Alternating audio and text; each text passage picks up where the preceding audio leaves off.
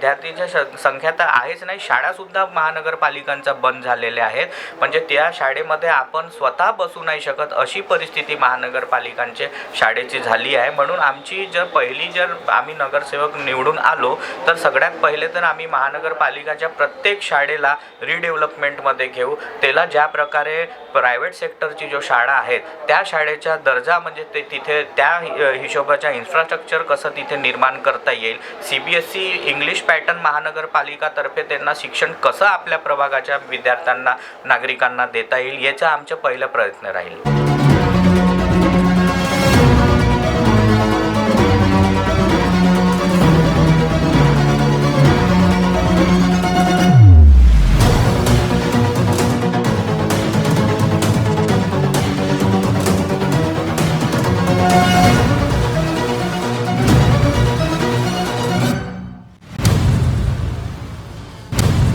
माझं नाव अभिषेक ब्रह्मदेव शंभरकर आहे. मी प्रभाग क्रमांक 7D वर्गामधनं उभा आहे आणि भारतीय काँग्रेस पक्षाकडनं मला अधिकृत उमेदवारी मिळालेली आहे. सर, आपण जसं आता पदयात्रा काढताय, डोर टू डोर कॅम्पेन करताय, तर आपल्या वॉर्डातल्या अशा कोणत्या प्रमुख इश्यूज आपल्याला दिसतात आहे की आपण निवडून आल्यावर सगळ्यात पहिले प्रायोरिटी बेसिसवर आपण त्याच्याकडे लक्ष घाला? यामध्ये मला बरेच समस्या लोकांकडनं माहिती पडल्या, जसं की रोड आहे, रोडच्या आतापर्यंत सुधारणा होत नाही आहे. त्याच्यानंतर पाण्याची समस्या आहे, पाणी 1 तासही लोकांना बरोबर मिळत नाही आहे आणि जागोजागी जो कचरा संकलनचा जो मुद्दा आहे तो खूप मोठा मुद्दा आमच्या इथे आहे. आणि तिसरा सगळ्यात मोठा जो इंदोरा प्रभाग क्रमांक 7 आहे याच्यामध्ये स्लम भाग खूप आहे.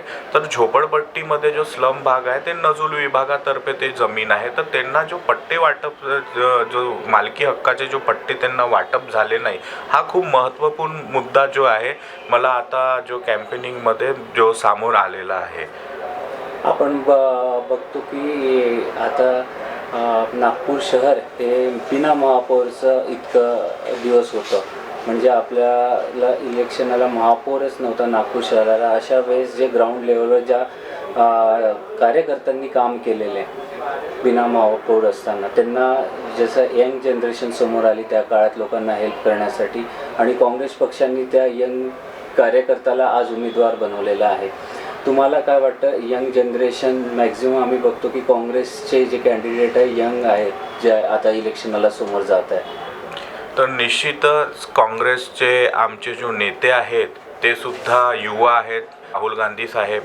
तसेच आज काँग्रेसनी पूर्ण महाराष्ट्रामध्ये सुद्धा यंग नेतृत्वाला खूप मोठा प्रतिसाद दिलेला आहे. त्याच प्रकारे नागपूर शहरामध्ये पण 60 सीटपर्यंत नागपूरने नवीन चेहरे टाकले.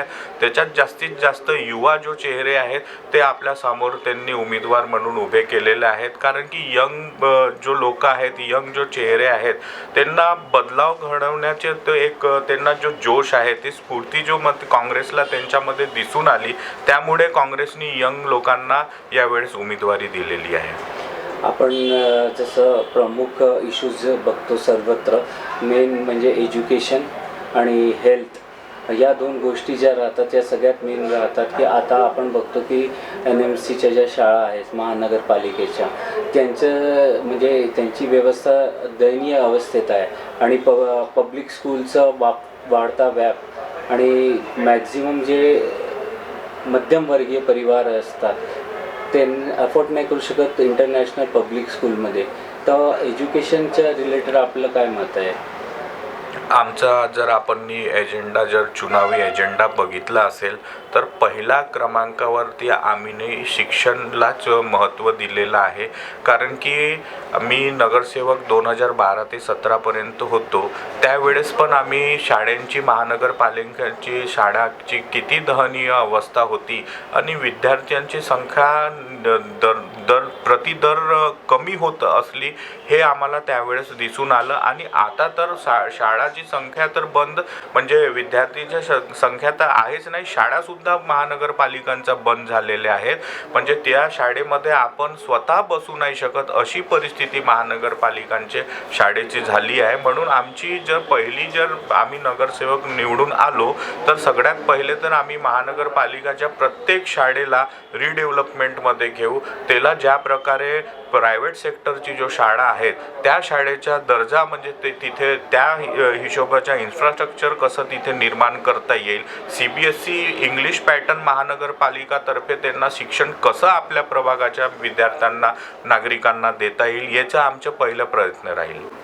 आणि आपण एक भेदभावाची भावना बघतो की पश्चिम नागपूरला डेव्हलपमेंट सगळं होतं, उत्तर नागपूरला एवढं म्हणजे ज्या प्रमाणात व्हायला पाहिजे ते एवढं झालेलं नाही, किंवा त्याच्याकडे महापौरांनी दुर्लक्ष केल्यासारखेला आपल्याला नोटीसमध्ये आलं. आपल्याला माहिती आहे की 15 वर्षापासनं महानगरपालिकामध्ये भारतीय जनता पार्टीची सरकार आहे आणि या सरकारनी उत्तर नागपूरकडे दुर्लक्ष नेहमीसाठीच केलेलं आहे. हा नेहमीचा त्यांचा विषय आहे की उत्तर नागपूरमध्ये जो काही फंडिंग असते ते देत नाही, चाहे ते आमदार असो किंवा नगरसेवक असो, त्यांना फंडिंगसाठी ते वंचित ठेवतातच.